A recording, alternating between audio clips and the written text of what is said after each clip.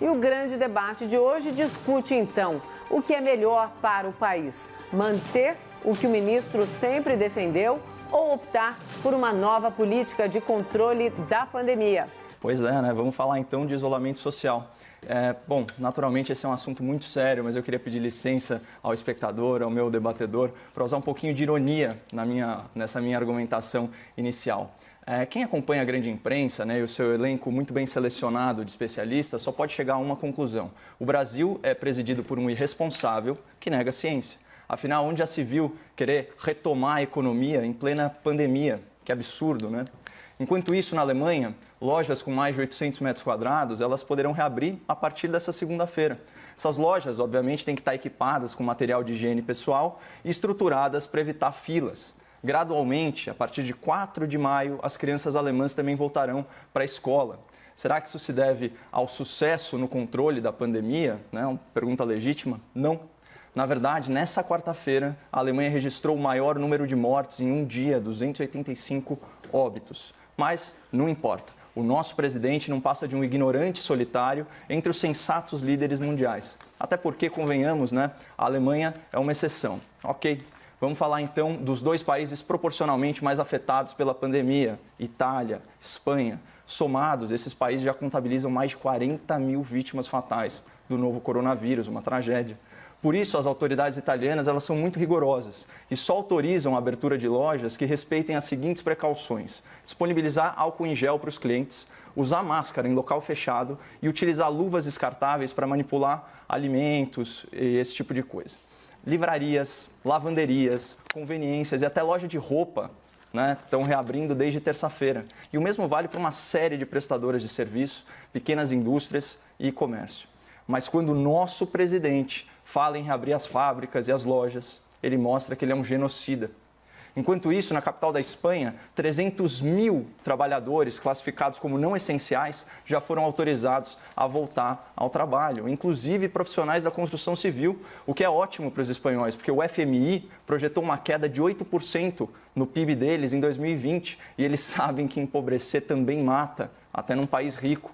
Mas a polícia espanhola, por sua vez, tem um controle bem rígido da população nas estações de metrô, de trem e de ônibus. Ela está distribuindo gratuitamente 10 milhões de máscaras cirúrgicas para os passageiros. E só fazendo um parênteses, com o dinheiro do fundão eleitoral, que o Congresso se recusou a devolver para o combate à pandemia, seria possível comprar pelo menos 1 bilhão de máscaras ou fabricar milhões delas. Mas, comparado ao nosso presidente diabólico, nós temos um Congresso de anjos, não é mesmo? Bom, Noruega, Dinamarca, República Tcheca, Alemanha, Espanha, Itália, essas são todas nações desenvolvidas, com lideranças políticas respeitadas. Eles já optaram pela retomada gradual, cautelosa da economia. Para eles, essa é a forma mais científica de lidar com a pandemia. Mas o nosso presidente, que defende a mesmíssima coisa, é um louco, exterminador de pobres e velhinhos, que claramente deseja o mal do Brasil, porque ele tem muito a ganhar com isso, né?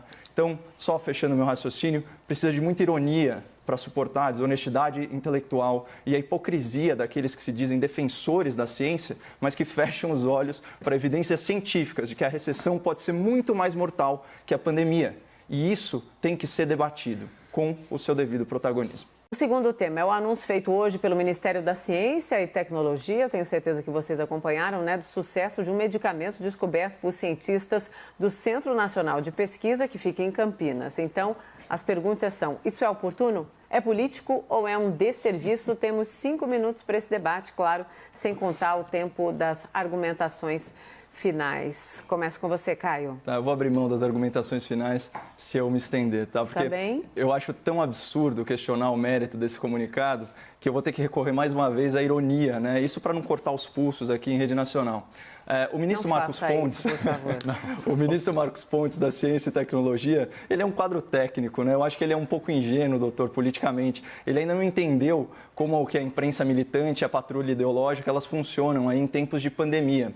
Então, recadinho aí para o ministro, deixa eu te ensinar, porque eu tenho incomodado muito a torcida do Corona, né? Então eu já sou gato escaldado. Presta muita atenção, ministro. Na pandemia, só é permitido fazer previsões catastróficas, alarmistas, né? Que instaurem o desânimo e o pânico na população. Se você quiser vir aqui com uma mensagem de otimismo, uma notícia alvissareira, qualquer comunicado que carregue um pinguinho de esperança, você vai ser visto com muito maus olhos, né? Se você vê a público falando que acha que uma quarentena rigorosa deve se estender até 2021 e que vão morrer mais de 200 mil brasileiros nos próximos 3 meses, não tem problema. Porque se o apocalipse não se confirmar, você fala que se embasou em estudos da OMS, do London Imperial College. Ninguém da grande mídia vai pegar no seu pé. Mas não ouse, ministro, apresentar resultados promissores. Olha só o que aconteceu com o Dr. Pedro Benedito, que eu citei aqui da Prevent Senior, com o Dr. Anthony Wong, hoje mesmo no debate toxicologista, com a doutora Anise Yamaguchi, imunologista. Olha quanto ódio do bem contra eles está nas redes sociais. Então é loucura você ver a público dizer que está trabalhando para achar uma cura para a doença. O senhor está mexendo com interesses poderosos, né? Vai acabar com essa farra das compras sem licitação, o Centrão vai pedir a tua cabeça. Então, ministro, eu posso aqui te dar 1000 motivos, não vou me alongar mais, para o senhor ficar na sua. Mas resumindo, né? Muito cuidado ao se expor, trazendo boas notícias para o povo brasileiro, porque a turma pode pegar no seu pé e é chato. Uma ideia, o senhor tem uma tia mais velha com acesso ao WhatsApp? Conta essa boa notícia para ela e ela se encarrega de espalhar. O povo vai confiar no astronauta.